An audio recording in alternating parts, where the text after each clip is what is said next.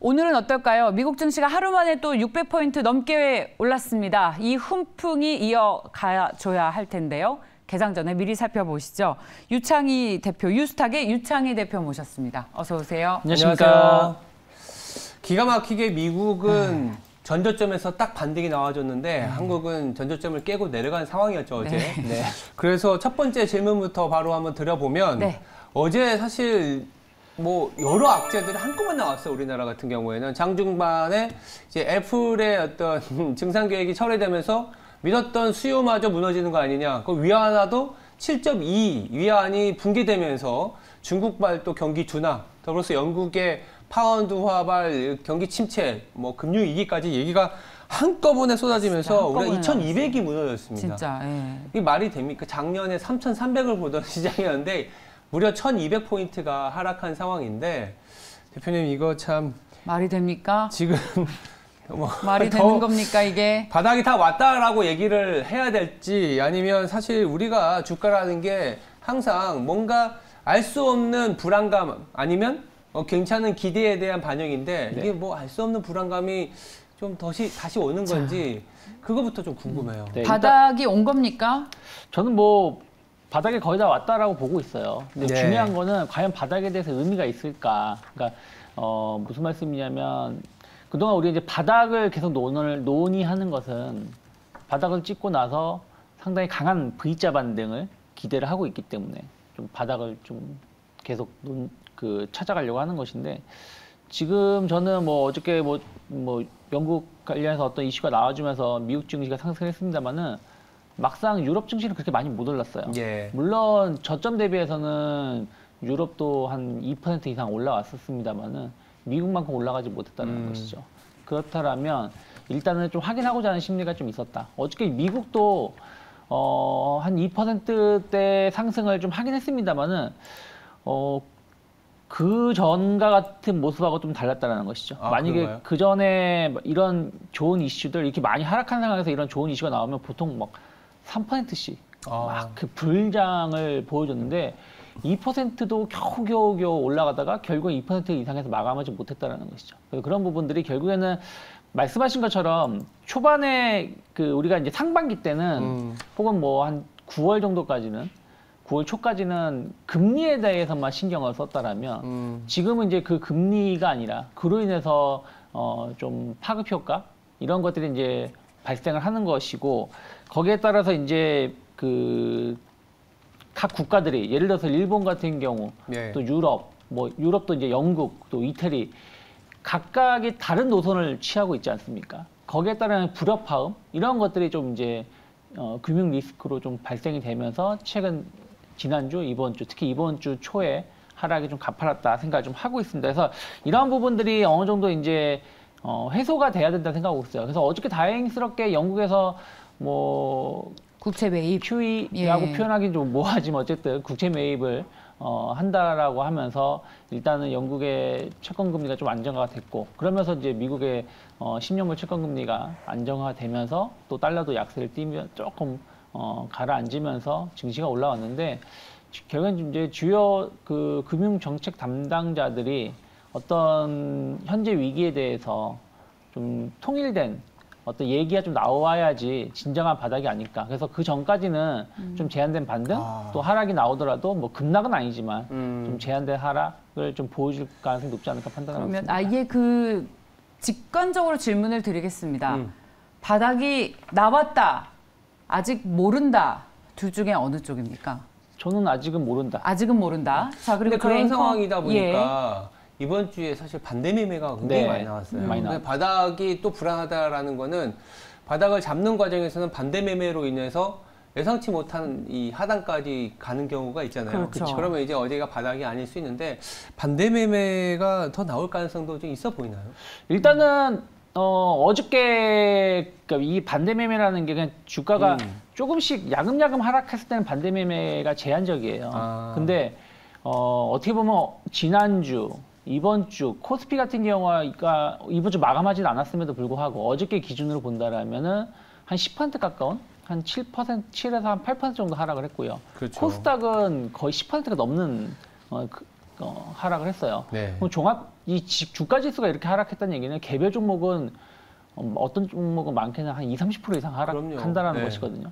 그러다 보니까 이제 거기에 따른 이제 반대 매매가 나오는 것이고, 어저께 좀 급락이 나왔기 때문에 오늘 반등을 좀 제대로 시원하게 못 준다라면 그 반대 매매 매물이 이제 금요일에 적용이 되거든요. 증거금이나 이런 부분들이. 그래서 금요일이 좀 가장 큰 고비. 그러니까 그렇다고 해서 금요일에 큰 폭의 하락이 나온다는 뜻이 아니라 상승이 나온다고 하더라도 그 상승을 좀 제한시키는 요소가 되지 않을까 좀 판단을 좀 하고 있습니다.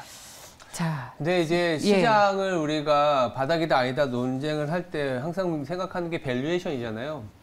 밸류에이션 얘기하면 또 꼰대 같은 얘기하네 이렇게 얘기하시는 분들도 많은데 참고로 말씀드리면 우리가 금융위기 때 밸류에이션이 지금 우리 확정된 자본에 대해서 0.8배였거든요. 0.8배. 지금이 몇 배이냐면 0.83배예요. 네. 그러니까 지금부터 한 3-4%가 빠지면 금융위기 최바닥일 때 바닥까지 가는 건데 지금이 그 정도 이상으로 하락을 해야 될까라는 생각이 들면 저는 이 정도 가격이면 진짜 전에 없는, 물론 V자 반등을 기대하지는 않거든요. 그러니까 왜냐하면 우리나라가 이제 부채도 많고 해서 V자 반등보다는 바닥은 잡아서 L자형은 될지언정 금융위기에 밸류에이션을 지금 주고 있는 게 맞느냐. 과도하다. 네, 너무 심리가 너무 이제 코로나 이후에는 너무 또 너무 불리시했다가 지금은 너무 또 이제 침체, 위기 온다. 최근에는 이제 어떤 SNS가 워낙 활발히 되다 보니까 이 확대 재생산되는 육수들이 너무 많아요. 그렇죠. 정보 과잉 생산.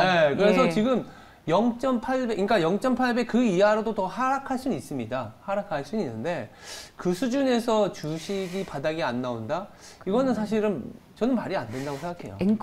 앵커의 생각은. 근데 금리가 계속해서 이제 올라가고 있는 그런 상황에서 EPS에 멀티플을 많이 주지 못하는 환경 아닙니까? 제가 말씀드렸던 밸류에이션은 이미 우리가 벌어들인 자본에서 앞으로 벌어들일 돈에 대한 기대치가 떨어지는 건 맞기 때문에 상단은 굉장히 낮아질 수밖에 없죠. 근데 이제 여기서 우리가 소위 말해서 그냥 할인을 해서 20% 이상 할인을 해서 팔아도 가격이 이 정도보다 더 하락할 수 있어요. 그러니까 이제 그런 수준인 거죠. EPS 말씀하셨던 내용이 너무나 뭔지 무슨 말인지 알겠는데 걱정스러운 건 이익 추정치가 계속 하향 조정되고 있고 앞으로 적어도 2분기 연속에 대해서는 EPS에 대한 하향 전망치가 이익 추정치가 하향 조정되고 있어서 지금 당분간 저점을 이야기하기는 어렵지 않은가. 그러니까 이게 실적이 생각보다 좋아져서 우리가 서프라이즈, 그러니까 기대치보다 좋아졌을 때 그때 바닥에서 턴을 논할 수 있는 시점이 아닌가. 적어도 앞으로 2분기 동안은 이게 좀 힘들지 않나라는 생각이 좀 듭니다. 이익이 하향 조정되는 건 맞는데 우리나라가 적자를 본다. 그러니까 우리나라 코스피를 하나의 기업으로 봤을 때 우리나라의 기업이 적자를 본다 그러면 0.8배를 깰 거예요. 근데 우리가 지금은 100조, 120조 이렇게 얘기하는 근데 그게 적자가 난다면 0.8배가 깨지겠죠. 근데 이익이 하향 조정치가 되는 거지 적자가 나는 게 아니지 않습니까? 그 얘기를 듣는 적자가 안 나면 최소한의 자본은 늘어나기 때문에 그렇게 되면 우리나라가 그래도 2,600, 2,700까지 갈 수 있는 얘기입니다. 좋습니다. 자, 그렇다면 이제 바닥이 거의 다 왔다라는 말씀이시고 확인이 더 필요하다. 지금 사실 진바닥 저점을 이야기하는 게 굉장히 어려운 시기죠. 근데 이제 여기서 또 하나의 질문을 드리면 지금 반대매매 지속 가능성이 있기 때문에 저점을 논하기 어렵다고 말씀하셨는데 희망의 불씨. 이럴 때에는 사실 정부에서 어떤 대책이 평소에는 정부에서 어떤 대책이 나온다고 해도 별로 기대 안 해요.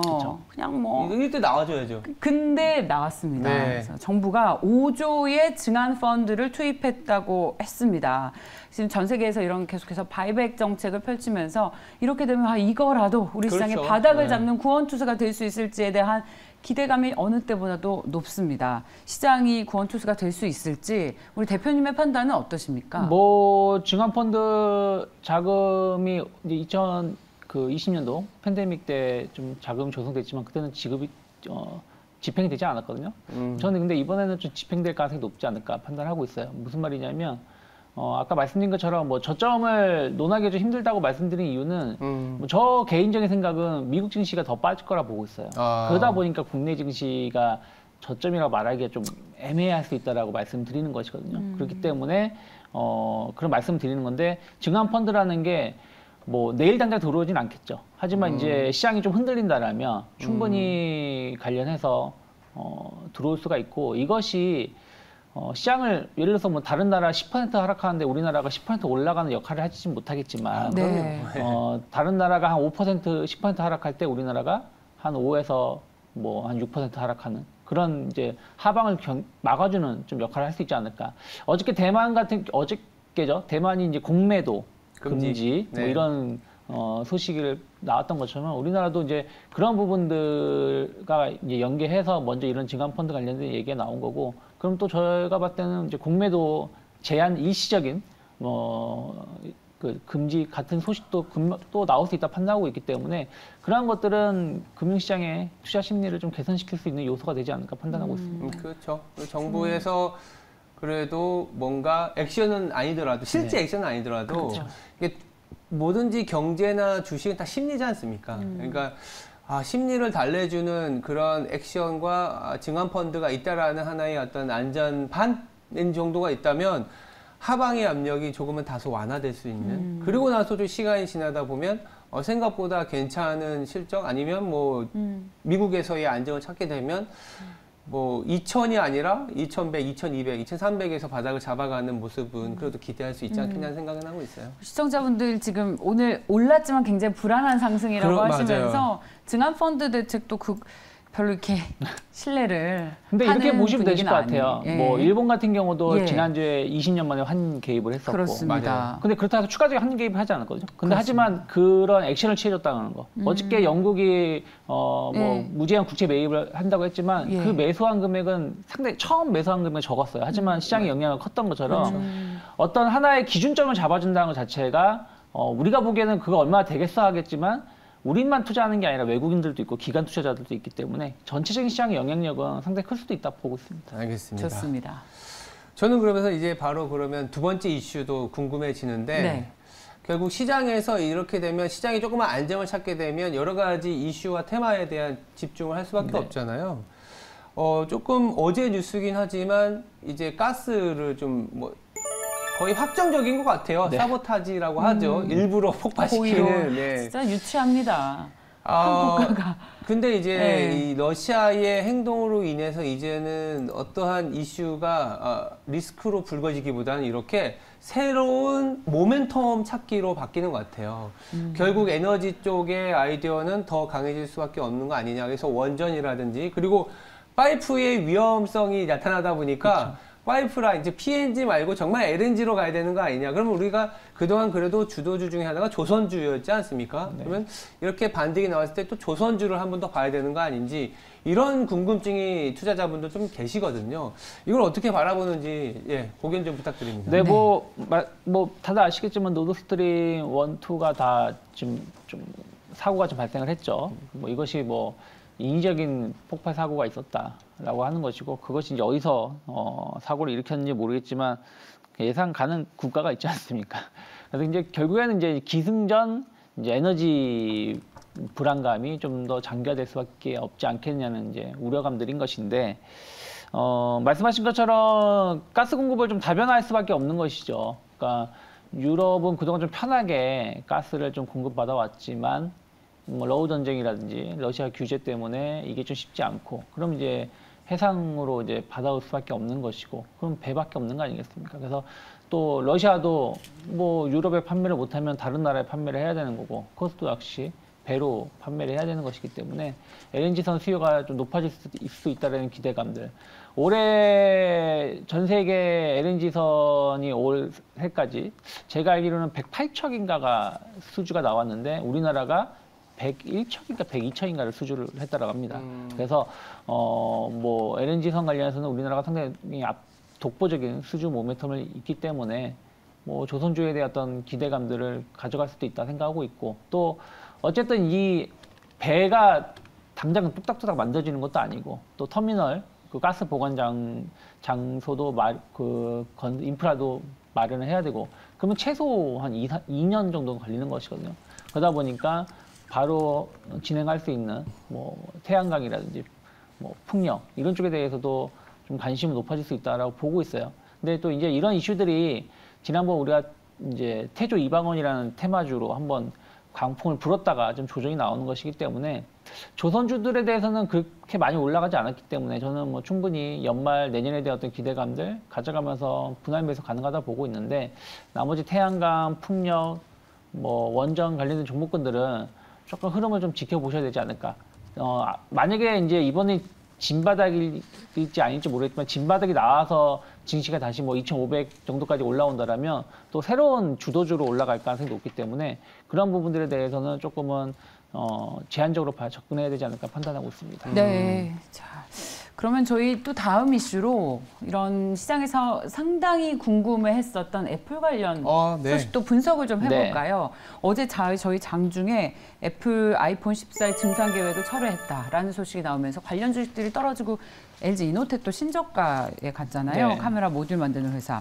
근데 미국에서 어떻게 해석하나 봤더니 낙폭을 많이 줄였습니다. 이게 아이폰 14 증상 계획을 철회를 했지만 지금 팔기 시작한 지 고작 일주일밖에 안 됐다. 좀 확인 필요하다. 그리고 사실은 게임 체인저가 아이폰 14가 아니라 다음 모델이다. 그리고 이제 또 카메라 모듈과 같은 거는 또 애플에서 아이폰만 파는 것도 아니잖아요. 네. 내년에 XR 기기도 나오고. 뭐 이렇게 해석을 또 다르게 하면서 애플이 낙폭을 줄였습니다. 그래서 어제 우리 시장에서 아이폰 관련주들에 대한 우려를 높였는데 이렇게 좀 해소가 될 수 있을지 저희 장 출발 전에 미리 좀 해석을 하면 좋겠어요. 대표님 어떻게 보셨습니까? 네, 애플 얘기는 그저께도 나왔었어요. 약간 수요 둔화 우려감들 나오면서 네. LG 이노텍이 크게 밀렸다가 좀 낙폭을 줄이면서 마감했는데 어저께는 또 뭐 추가 생산을 아예 안 하겠다 얘기가 나오면서 또 시장이 안 좋아지면서 또 이제 급락이 나왔는데 저는 뭐 일단 경기 침체에 대한 우려감들 또 애플이 가격을 안 올렸지만 우리나라나 다른 나라 같은 경우는 기본적으로 최소한 10에서 20% 이상 가격 인상 효과가 발생하는 거 아니겠습니까? 환율 자체가 원화가 떨어졌기 때문에. 그래서 그런 부분들이 과연 뭐 제일 비싼 거는 270만 원인가 250만 원인가 한다고 하지 않습니까? 물론 제일 비싼 거를 다 구매하진 않으시겠지만 어쨌든 그 상당히 비싼 제품을 어느 정도 소비력이 나올 수 있을지. 또 전 제일 중요한 건 중국이라 생각하고 있어요. 가장 큰 소비처가 중국인데 과연 중국이 무역 분쟁 이슈에서 이렇게 미국한테 얻어맞고 있는 상황에서 그냥 정상적으로 그 아이폰을 구매를 할 수 있게끔 놔둘까? 그거에 대한 불협화음 좀 있을 수 있다고 생각하고 있거든요. 그래서 그런 것들이 이제 뚜껑을 열어봐야지 알겠죠. 초반이 중요한 게 아니라 10월, 11월 이렇게 가봐야지 알 수 있는 부분들인데 저는 생각했던 것보다는 조금 판매가 좀 둔화되지 않을까 생각을 좀 하고 있어요. 그래서 그런 것들을 본다라면 그동안 이제 어떤 기대감으로 뭐 LG 이노텍도 올라왔습니다만 뭐 네. 자화전자라든지 덕산 네오룩스 뭐 이런 기업들이 많이 올라왔지만 조금은 차익선 매물이 더 나올 수 있다 판단하고 있고 그렇군요. 또 그렇다고 해서 뭐 우리나라 기업이 반사이익을 누릴 것이냐? 그러진 않을 것 같아요. 그래서 그런 부분들이 있기 때문에 IT 부품주, 특히 스마트폰 부품주들은 조금은 보수적으로 봐야 되지 않을까. 그렇군요. 왜냐하면 특히 이제 중국의 스마트폰 시장 그 구매 지수가 많이 떨어지고 있기 때문에 그런 것들이 좀 개선되는 흐름들을 봐야지 관련된 부품주가가 오를 수 있지 않을까 판단하고 있습니다. 그렇죠. 이 시점에 저도 아이폰이나 새로운 기기를 사는 건 시장이 돌아서는 걸 보고 좀 사야 될 것 같습니다. 자, 그런 심리적인 어떤 소비에 영향도 미친다라는 말씀으로 정리를 하면서 마치겠습니다. 유스탁의 유창희 대표였습니다. 고맙습니다. 고맙습니다. 감사합니다.